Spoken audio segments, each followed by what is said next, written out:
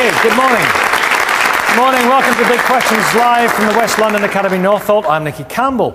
Parents are usually delighted when their children want to follow the family's faith, but it's often a different matter when a teenager or young adult chooses a new religious direction, especially if the organisation they have chosen to follow has a charismatic leader, very different beliefs, or results in total separation from the family. In other words, they fear their beloved child has been recruited into what some would call a cult.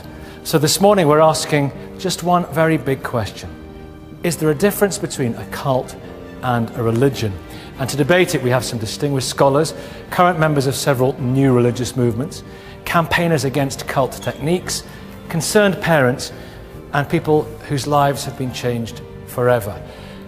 And they will be encouraged by our very lively London audience.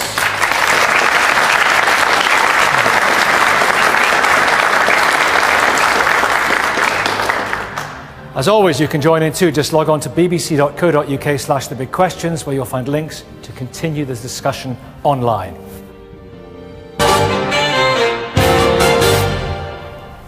So how would you categorize the following? Opus Dei, the Children of God, the Church of Scientology, the Unification Church, Branch Davidian, Jews for Jesus. Their members may think of them as a religion, but their critics have called them cults. Is there a difference between a cult and a religion? We've got Glenn Carter here. Hi, Glenn.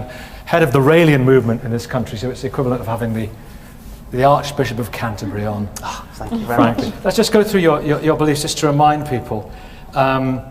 You believe that we're all descended from aliens who came to Earth known as the Elohim? Elohim, yes. Elohim. I believe that life here was created by human beings, by scientists. Right, yes. Right. And Jesus and Muhammad were prophets of that. And Buddha and Moses were all prophets who came from the Elohim. Yes, yes.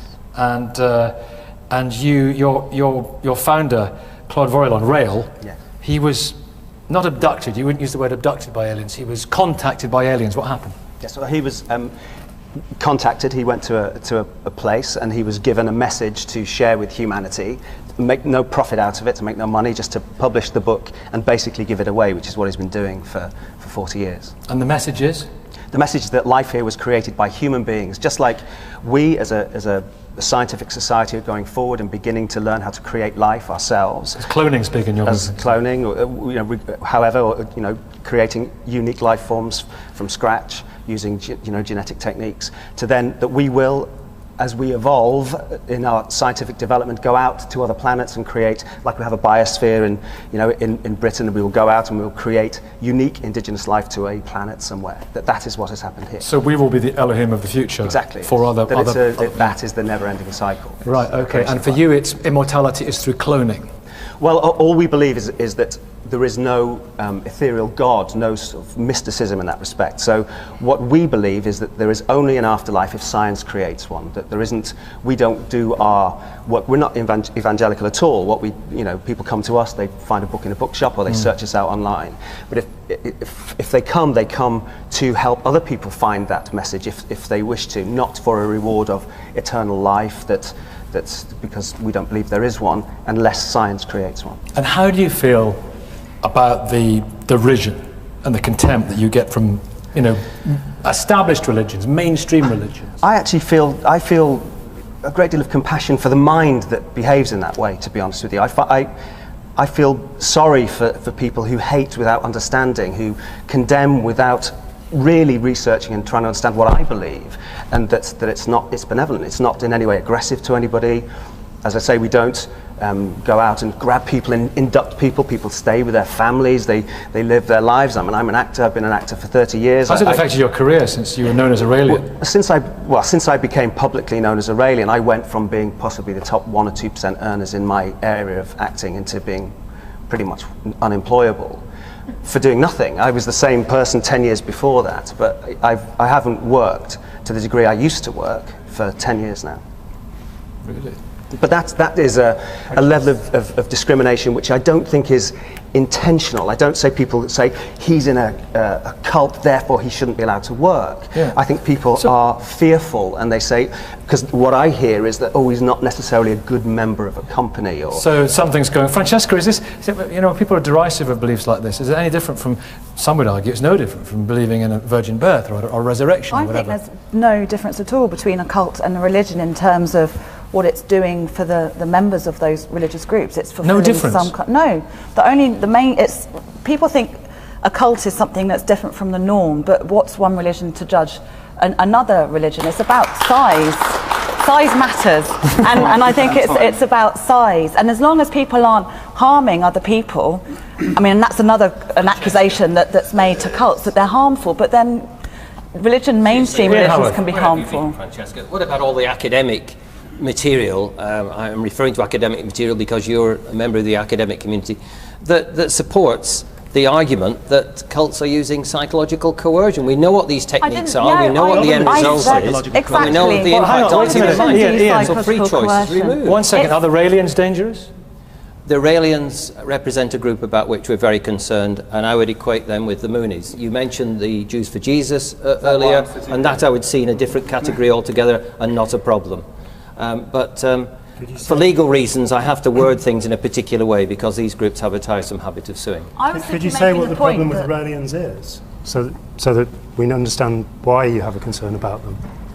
I have to, because I know nothing about them. You have to couch this in delicate language. I have to word things very, very carefully, Of course. because I might have to prove certain things I could say in a court of but law. what is it that what I bothers you can about say them? is that the same concerns that families have that call me when they have loved ones who've become involved in one of the groups about which we're concerned, in terms of those loved ones becoming alienated, changing for the worse and so on, are the same things that we've heard about people who've become involved in the Raelians. And I've talked to people who are ex-members of the Raelians. What you're actually using there are psychological manipulative techniques to turn the opinion of an audience against the Raelian movement. Even now, just wait 1 second. You're saying I could offer information, but I can't, just in case. But take it from me, I'm a scholar, that you and those people are bad. What you haven't done is say anything that's real. You've just passed an opinion. You've used manipulative techniques to do that. And yet I am sat here. 1 second. Yet I am sat here being honest with you. Be honest with me. Glenn, thank you. Let me talk about Rabbi in a minute. the group represented by our friend next door to you. We're talking about the Raelian movement. The Unification Church. The Unification Church was involved in a landmark case in 1980. It finished up in the High Court where the Moonies sued the Daily Mail. The Daily Mail won the case. The Daily Mail had accused the Moonies of what it described as brainwashing and breaking up families, and it proved its case in the High Court. Brainwashing is impossible. So we're not talking about an academic debate here. We're talking about something that's been proven. I think if we're going to go in back, the legal system. Simon. If we're going to go back in time a bit, I mean, one of the interesting things is Reverend Moon told the British leadership very clearly, don't sue on this. It's a waste of time. It's not good. And a mistake was made.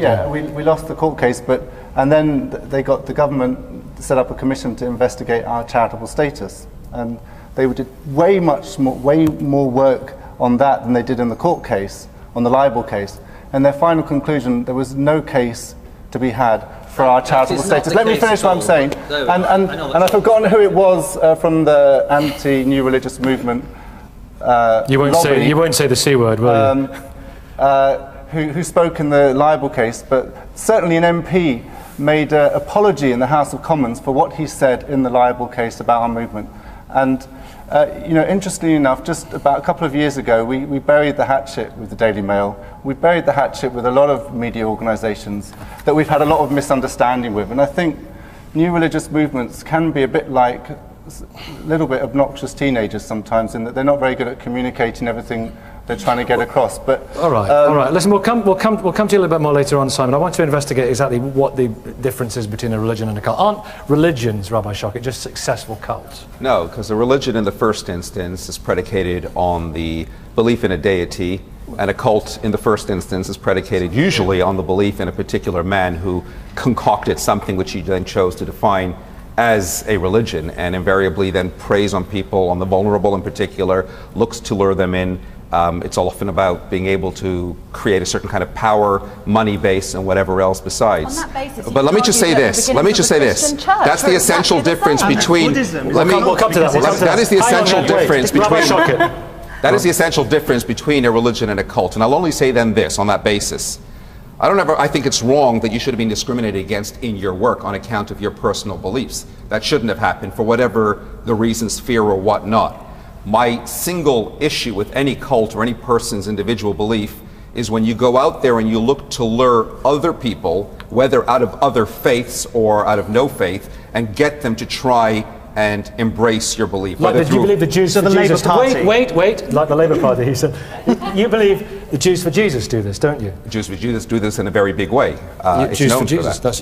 Jews for Jesus are a bunch of Jewish people who've come to see that Jesus is the Jewish Messiah. We believed, as you all know, classic Christian belief, that Jesus died for our sins, rose from the dead. This is what we believe. And we're like, so who would I share this with? I'd share it with my people, with other Jewish people, just like me. So I believe he's the Jewish Messiah. If somebody doesn't want to talk to me, I don't lure them, I don't try. I stand on the street, I wear a big t-shirt so everyone knows exactly what I believe. And I say, hey, what do you think about Jesus? Don't want to talk? Don't talk. Want to talk? Let's talk more.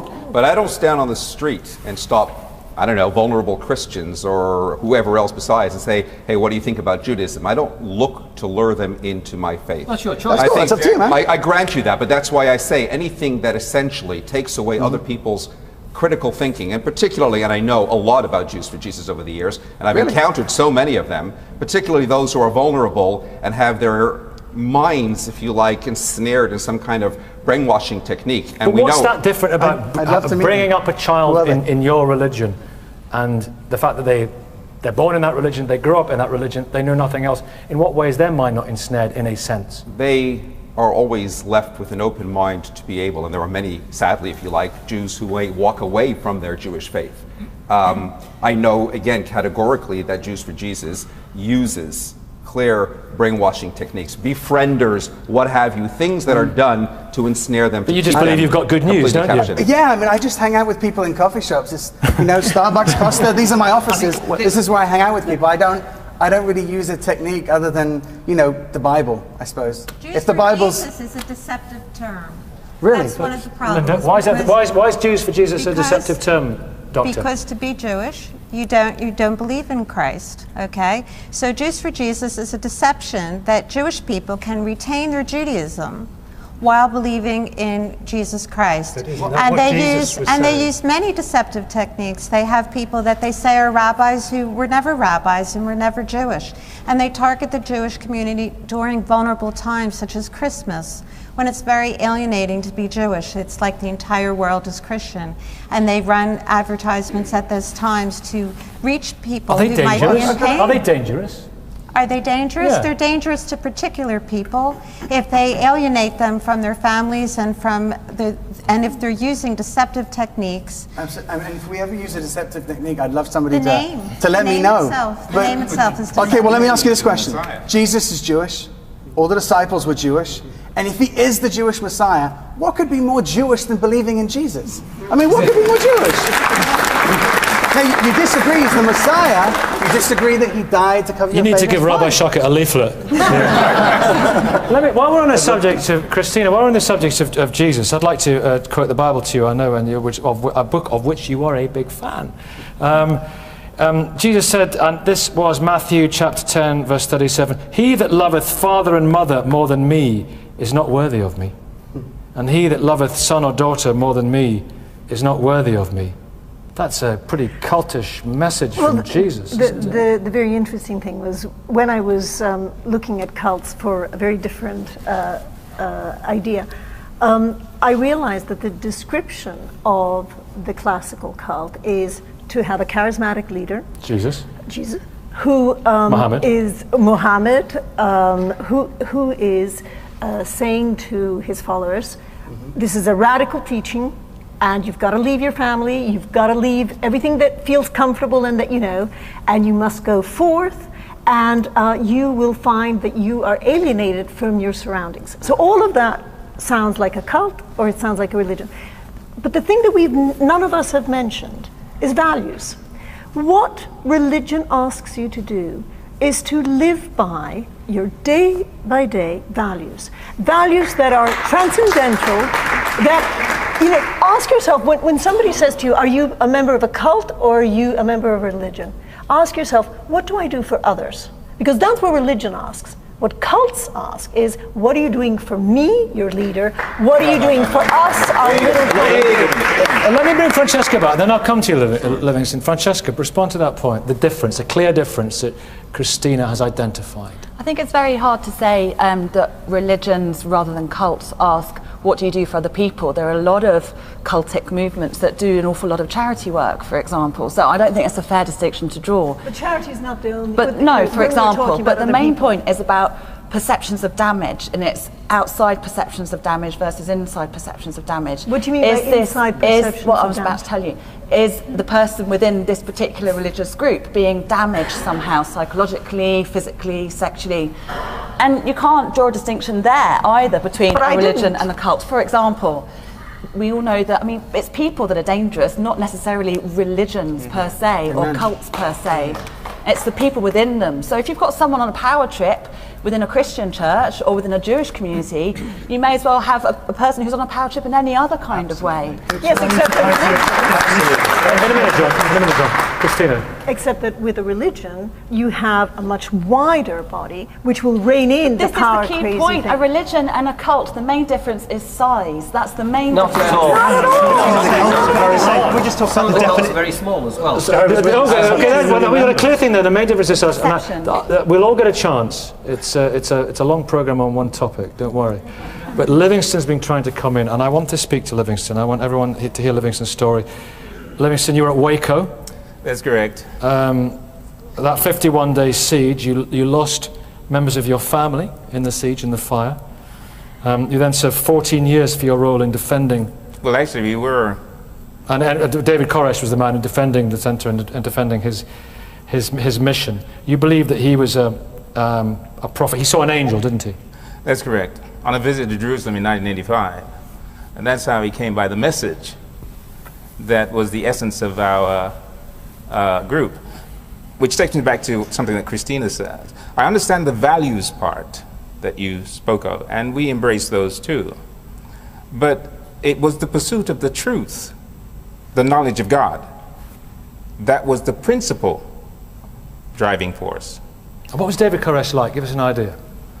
Well, much like you. There you go. I doubt it. Oh, you don't play the guitar. I suppose that's the only difference, huh? Okay. They say these leaders are charismatic, these cult leaders are charismatic. Not in the sense of those stereotypes. No, okay.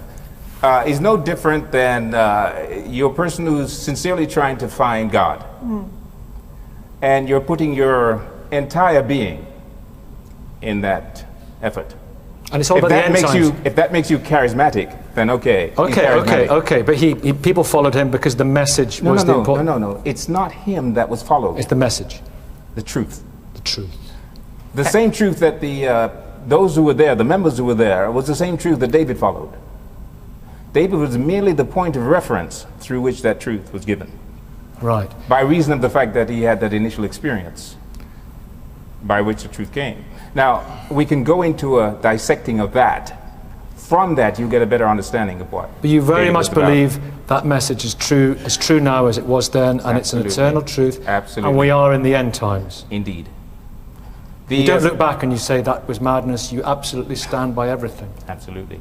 There is no reason for... As a matter of fact, the events that have unfolded since then, in the 20 years since Waco, have corroborated all that we held true in terms of what's going on in the world right now and what is to come as a result of the events that are now unfolding. So it encompasses a worldview. It actually extends way into the future. The Messianic kingdom that will go on for another 1,000 years, and from then we go into eternity itself. This is a hope, the hope for mankind in the present situation. Now, only as you can see it in the context of the truth that we held can you really understand why the events of 1993 turned out the way they did. Why did they have to separate themselves into a compound? Why was that necessary? Well, it's no different to going to a university. Your children come and they go to university, except that we're dealing with spiritual truths. What about the guns that were stockpiled at Wales? I understand. I knew you would come to that. It seemed relevant. Why were the guns there? Well, for one, we were called that we would be attacked. So the objective of the guns was as a deterrent. Now you got to understand this in the context. You were called that you would be attacked. How do you mean? Well, part of our message dealt with prophecy. But you were attacked by the agency because of the guns. Well, that's the what Alcohol, they, Tobacco and Firearms Agency. That's what they said. David wasn't a very good prophet, though, was he? Because he couldn't prophesy what actually happened. I think that's very unfair. in fairness, in fairness here, we're talking about if you're going to make a beliefs. statement like that and then just jump to something else, let me address it. We're talking. When you say David was not a good prophet, I'm just picking up on a single issue that you mentioned. Most of this, as far as I'm concerned, is irrelevant because I would fight for your right to believe whatever you choose, as long as you choose it. The issue is, what is the difference between a cult and a religion? We're talking about the difference between... Was this a cult, clearly? We're talking... Was this a cult? We're talking about a group there that was certainly of concern, and I would have had the same concerns about it as I did at the time, as I do about the other groups that we've referred to earlier today. We're talking about a difference here between conversion and coercion. I mean, Rabbi, you talked about the problems associated with evangelism and proselytizing. My understanding is that the word proselyte meant someone who had converted to Judaism originally. But that practice did cease, by and large, in the majority of the Jewish community a few hundred years ago. There are still some that do proselytize, but only within the Jewish community.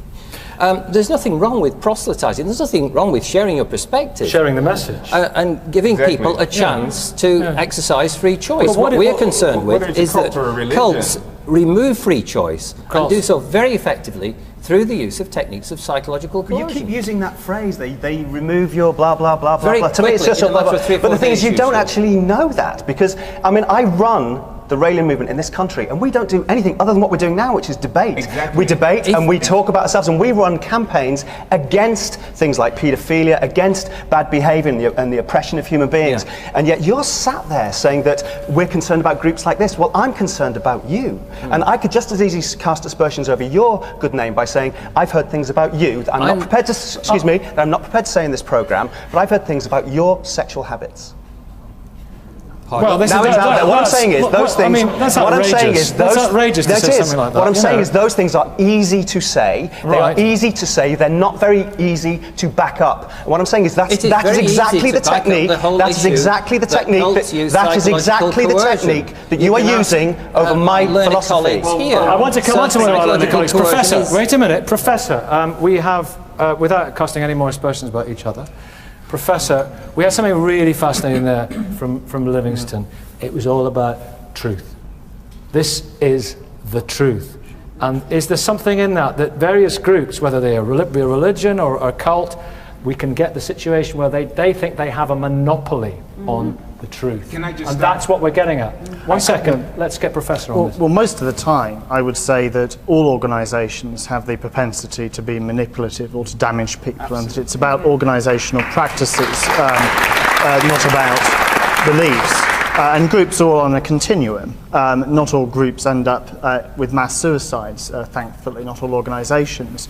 But the fact is that on occasions, the belief system, if it does take over people psychologically, and there is evidence for that in the literature, it doesn't happen in all religious groups, it doesn't happen in all groups that are on the cultic spectrum. But when it does happen, as with the Branch Davidians, it can have catastrophic effects on individuals and on their families. There's a statement that Christ made 2,000 years ago. I and the Father are one. In the pursuit of truth and of God, it is designed to bring us into a being or a state of being that is in harmony with the divine.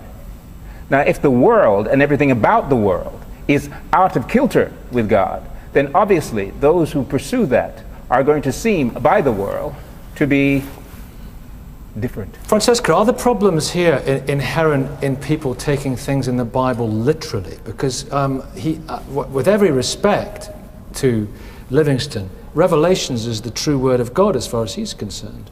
Yeah, I mean, I think the point about monopoly is absolutely right. Truth, we have exactly. Some people think they have an exclusive access to this divine truth that's revealed in the Bible, but the Bible is a very contradictory collection of texts. Francesca, I don't believe you believe that. I do believe that. I don't believe you She's believe she's an academic. I know what I'm talking about. Oh, It's a very that's complex problematic. collection. That's problematic. Cole I Morton. feel sorry for you. Cole Morton. It's isn't it fascinating here in Livingston? It really is. It's fairly clear. I'm a guy who was at Waco. Yes, and I would be fascinated to spend an hour talking to Livingston on his own about what happened at Waco and the ramifications of that. I think what's really interesting in the wider debate here is that we're in a culture at the moment, a society where people on the whole, en masse, have said, look, we don't want to belong, we don't want to be part of an organisation. Even the Church of England, which is about as mild as it gets in the religious spectrum, we don't want to be part of that. And yet within that circle, there are groups that are getting bigger and bigger and bigger because they're preaching certainty. And the ones that are attracting the most attention are the ones that are absolutely giving you certainty. Now, I understand that because as a teenager, I embraced a group that was absolutely about certainty. And some days, I'm nostalgic for it, frankly. I wish I could go back and know exactly who I was and what I was It was trying a missionary to do. group, was it? What are you missing? What's lacking now? Well, wake up in the morning and you know exactly what you're doing, exactly where you're going, exactly what you believe in, and what you're meant to do about it. That's tremendously liberating, actually. And I'm nostalgic for it. I don't believe many of the things upon which that was based at the time, but I'm nostalgic for the sense of purpose. But you could say that about some of the great monotheistic religions. The precepts are laid out, you know what to do, you know how to do it. Francesca, you're nodding. Yeah, absolutely. It's not really that easy. I mean, I've got a faith with absolutes in it, and there's a theology around it, but I don't wake up every morning feeling completely purposeful. And I think. Perhaps you want to look for another one then.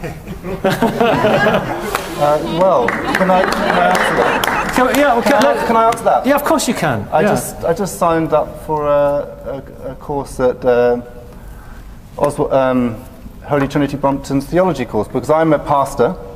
I've got a congregation of 165 people. The Unification Church of. And you know, I haven't got any formal theological training, so I can see a lot of the things that the established church has done and is doing are things that I don't have in my organisation, and I think there's a lot for us to learn from the established faith, and I think there's things from the established faith to learn from the newer faith. And I think, of course, we're sitting here like in the Houses of Parliament, with a line down the middle, and I think a personal relationship with God is too precious and important for us to start playing power politics with his name and start. When you talk about power politics, I hope you won't think me impertinent, but the Reverend Moon has been accused, your founder, of being the ultimate sort of power junkie because he became he saw God, he saw Jesus, or was it an angel? Which was he had a personal experience of Jesus around Easter when he was a Sunday school teacher, as a teenager. And Jesus told him the truth that he had to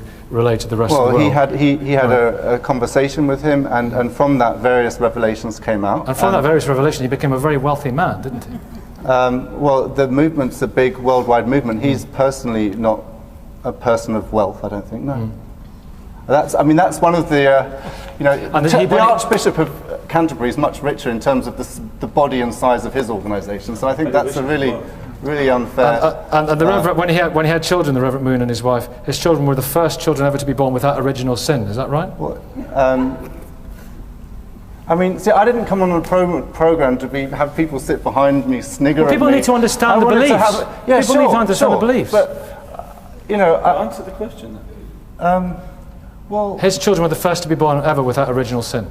We have a theology. 3 of them committed suicide, no? Sorry? 3 of the kids committed suicide. We have a theology about the message that he got from Jesus, that Jesus asked him to continue his work, that he went a path that, if you want to study it, you can study it, that was an incredible path, and he has a vision to create the family that was lost. Children who are without original sin, and he kicked that off.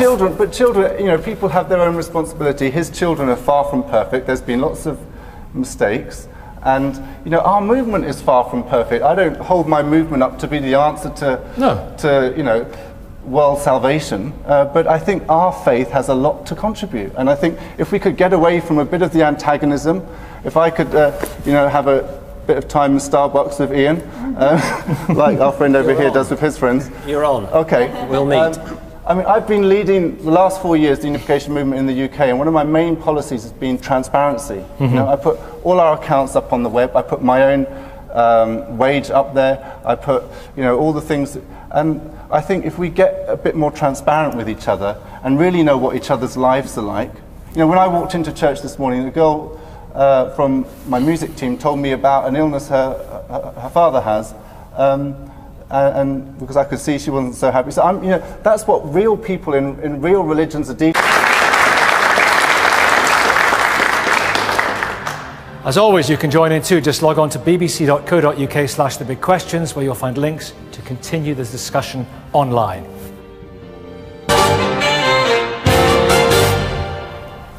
So how would you categorize the following? Opus Dei, the Children of God, the Church of Scientology, the Unification Church, Branch Davidian, Jews for Jesus. Their members may think of them as a religion, but their critics have called them cults. Is there a difference between a cult and a religion? We've got Glenn Carter here. Hi, Glenn. Head of the Raelian Movement in this country.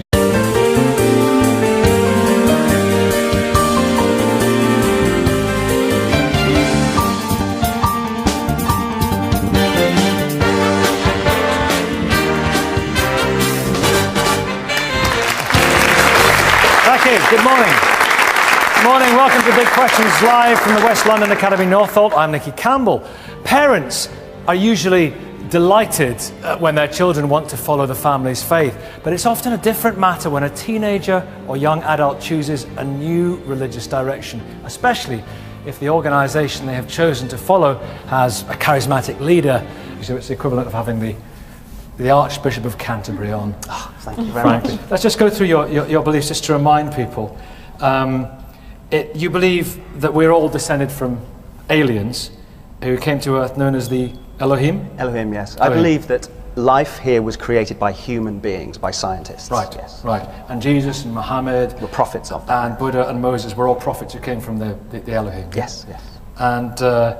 And your founder, Claude Vorilon, Rael, yes. He was not abducted. You wouldn't use the word abducted by aliens. He was contacted by aliens. What happened? Yes, well, he was contacted. He went to a... Very different beliefs or results in total separation from the family.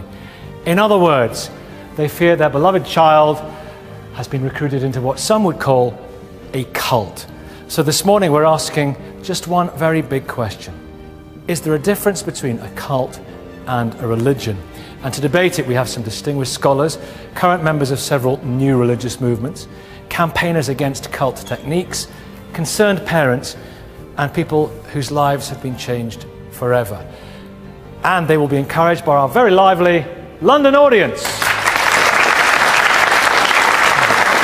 To a place, and he was given a message to share with humanity, make no profit out of it, to make no money, just to publish the book and basically give it away, which is what he's been doing for 40 years. And the message is?